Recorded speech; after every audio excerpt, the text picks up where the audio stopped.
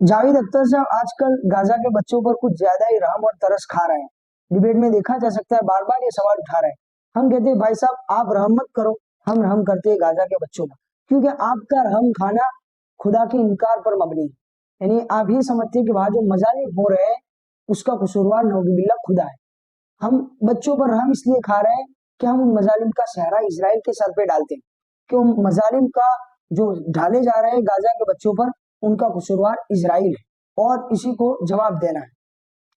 दूसरा कि जब जावेद अख्तर साहब से एक तालिब इल्म ने, जो अलीगढ़ मुस्लिम यूनिवर्सिटी का तालिब इल्म था, उसने पूछा कि हजरत सर सैयद अहमद खान रहमतुल्लाह अलैह का तो नजरिया ये था कि वो कहते थे कि खुदा के वजूद को अकली तौर पर तलाश करना चाहिए, अगर नहीं मिल रहा है तो अकली तौर पर समझने की कोशिश करनी चाहिए, तलाश करना चाहिए, लेकिन बिल्कुल यह इनकार नहीं कर देना चाहिए।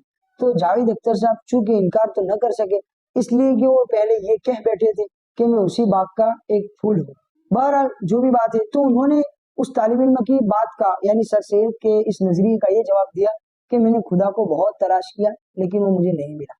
मैं कहता हूँ भाई साहब क्यों नहीं मिला? अगर आप और थोड़ी कोशिश करते तो मिल जाता, जैसे कि गाजा के बच्चों को खुदा मिल गया। तब तो वो अपने ऊपर जो मजालिम सह रहे हैं, जो उन पर हो रहे हैं और बर्दाश्त कर रहे हैं, क्योंकि उन्होंने खुदा को तलाश कर लिया है। कुरान करीम में लन युसीबना इल्ला मा कतबल्लाहु लना, हमको कोई तकलीफ नहीं पहुंचती सिवाय उसके जो खुदा ताला ने लिख दी। तो उनको यकीन है, उम्मीद है कि अभी हम पर जो मजालिम हो रहा है उसका बदला हमें मरने के बाद मिल जाएगा, लेकिन वो तो आपको नहीं मिला, इसलिए आप उल्टा इन पर तरस खा रहे हैं।